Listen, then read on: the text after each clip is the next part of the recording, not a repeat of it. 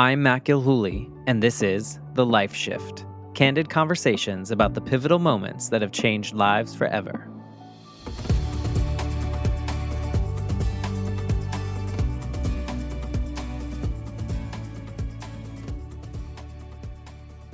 Hello, my friends. Welcome to day 7 of this little 30-day, 30-episode experiment that I am doing here in November. So thank you for coming along this ride. And again, I don't really know what I'm going to talk about each day. I just spent the last couple minutes kind of looking through a list that I put together with the help of ChatGPT and other suggestions that people have made. And I'm trying to kind of pick something. And I think I'm going to talk about something that's not on this list. But before I jump into that, maybe if you have some ideas of things you might want me to address or think about, please reach out via social media, or you can email me at matt@thelifeshiftpodcast.com, and I will put those on the list, and then I can choose whatever's kind of sparking my interest or I am compelled to talk about that particular day. So it's day 7 of this, and I am doing this one before work, so I might look a little different, a little tired, I guess. I've, just been challenged to get the energy to go to the gym and do my normal routine and get into all the functioning parts of my life lately. And so I think that's kind of what I'm going to be talking about today. And it's really the journey of pet loss and how unexpected it was. So if you've listened to the podcast with me, you obviously know that the life shift comes from my experience of losing my mother when I was a kid and the journey that ensued after of me not really grieving until I was probably in my early 30s. And then the journey of losing my grandmother and how I approached that grief journey differently.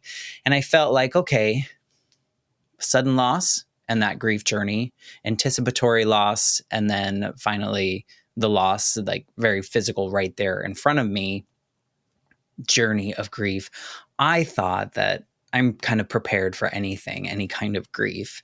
And so that was fault number 1 of really thinking that I knew how to walk through all kinds of grief. So just as a side note, every grief journey clearly is different.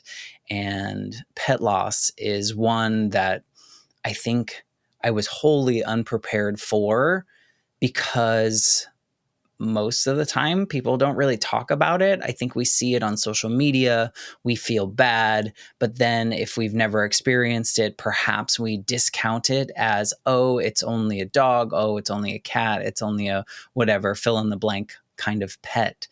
And I would like to apologize if you are someone that has been in my life and I ever kind of dismissed that, because now I know. And now I understand. And now I think it's more important than ever to speak out about my experience so that other people feel comfortable talking about theirs, feel okay when they just lose their minds, essentially.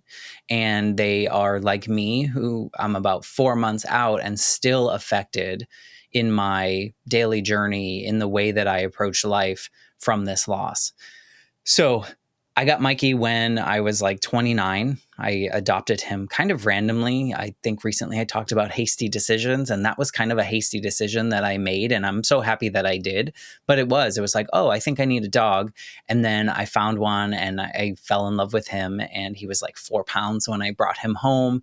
And he was just this little tiny ball of energy who really, really, really loved life. And he wanted to get every morsel of life from every single moment. And for his entire life until after he passed, I kind of chalk that up to him being crazy. And I wish that I had stopped and reflected on the way that he approached life, because it's kind of one of my regrets of thinking, oh, I wish he would settle down, when really it was he was just trying to get everything out of every single moment.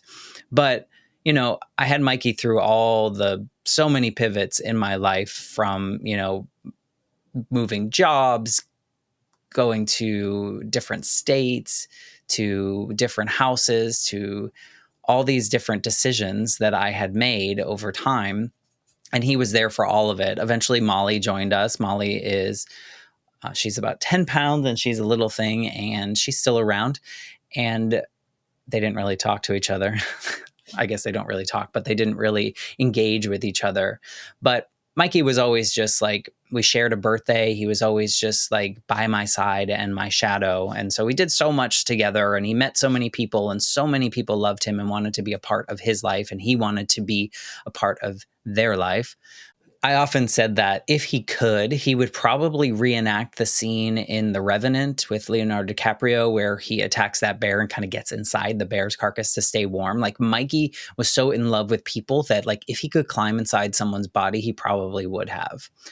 But earlier this year, he turned 14. So in 2024, February 17th, 2024, he turned 14. And around a little bit after that, he started, like, one of his legs started shaking, his back legs, and he would like lift it and shake. And I was just like, okay, he's getting older. It's a little bit arthritic or something like that.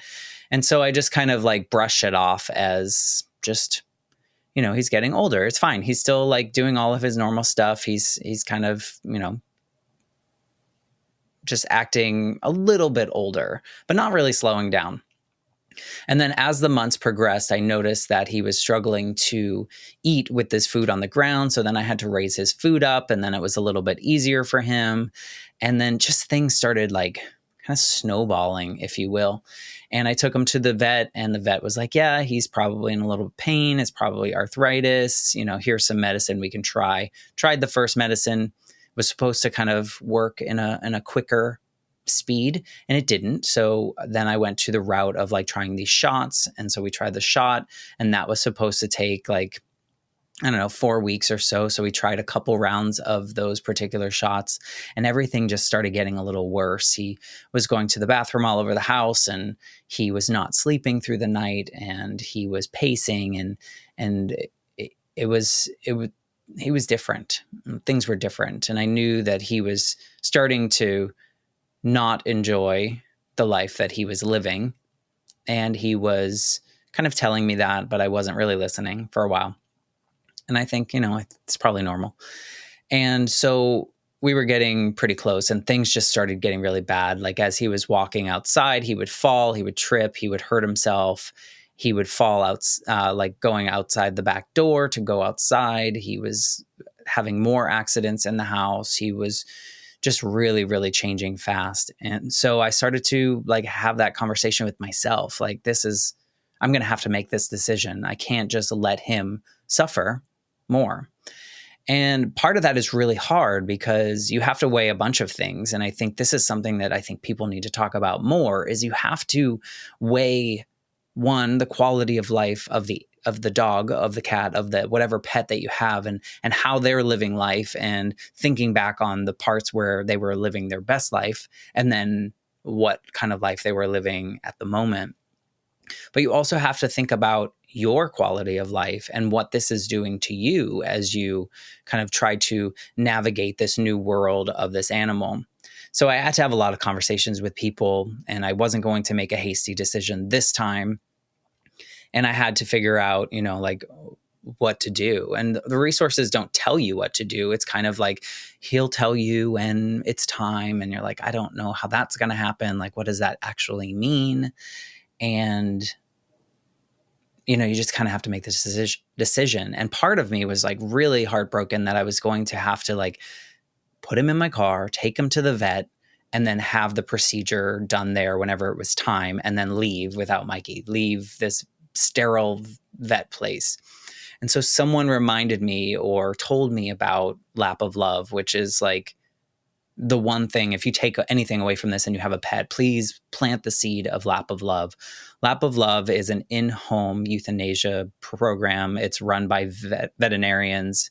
It is something that has been a lifesaver in this really, really hard journey. But essentially, they will come to you. You can have the last beautiful moments in the space that your dog feels most comfortable, or your cat, or whatever animal, and set the scene so that you can say a proper goodbye without having a fully sterile environment.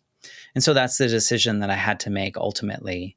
And, I set set the room up, put his favorite bed, had all the nice things, had some gentle music playing, had some candles going.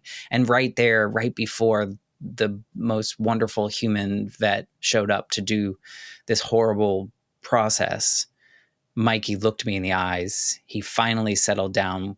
Like he wasn't laying down on his own for like the last couple weeks, and I always had to place him down. And then right there before she showed up, he looked at me and he laid in between our legs and was just like calm. And so that was like that moment in which you're like, I guess he is telling me. I guess he's saying that it's okay. So I'm not going to go into details about the process, as you can look that up. It's not horrible. It's just horrible, right? Like it's very calm and peaceful and all those things, but it's horrible. It's a really hard experience. But after, I just lost it. Everything didn't matter. And the day after, I think I said this on yesterday's episode about like this love and then how hard it is when you lose it. I couldn't do anything. Like I just felt like I would fall to the ground and just cry and sobbing, like not cry that I've, watching a movie or something. Like this was like heaving. It was crazy. And I just didn't expect it. And it was so hard. And I think that what helped me was to share this, to put it on social media, let everyone know that I wasn't okay. I did a little episode on this podcast about Mikey, mostly a tribute, and then talking kind of to him. But I was still like in the throes of it. And obviously I'm choking up a little bit now. So I guess I'm still in the throes of it. But it's been an up and down journey. Like I used to go to the gym 5-6 days a week. Now I struggle to wake up in the morning and have the energy to go or the desire to go. I used to eat fairly decently. And now I'm just finding myself just haphazardly eating and going back to some disordered eating tendencies. And I find myself disconnecting a little bit more, maybe not reaching out to people as much as I used to. And the good part of that is that I understand that this is all just part of the journey. The weird part of it is that I just never expected that losing a pet would bring so much upheaval in my life and kind of knock me off course for so long. So there is no moral to this story today. I guess the last couple days I've been trying to find, or I ended up with some kind of recommendation or advice. But I guess there is advice here. Just like let yourself feel how you're feeling and the things that are happening in your life and acknowledge that. Mikey was my shadow for essentially 14 years. And so losing him was kind of like losing a piece of me, as weird as that might sound to non-pet owners. And I know that eventually I will feel more like myself, or maybe a different version of myself, but more in the routines that used to bring me joy and satisfaction. But right now I'm just kind of riding the roller coaster. One day I might feel great. The next day I might feel terrible. I might remember those last moments. I might remember something really happy. I might just miss the way that Mikey, smelled or the way he sounded tapping through the hallways or whatever it was. And that's all okay. Grief is its own thing. And I hope that if you ever have to face this, that one, you consider Lap of Love, because I think it was the single best decision that I made in this terrible journey. But two, you honor and share how you're feeling, because I think it's going to help you. And I think that, we're just human and we can't navigate everything quote unquote perfectly or be a steel wall, because eventually it's going to crash down. So I hope this wasn't too depressing. I guess it was, but here's what I'm thinking on November 7th, 2024. So this is day 7 of 30 days, 30 episodes for the Life Shift podcast. I guess you're going to get to know a little bit more about me. Maybe you probably know enough, but thank you for being a part of this journey. Again, if you have any ideas or things you want me to address, please send them to me and I will be looking out for those. Until then, I have to go to work now. So I will talk to you soon.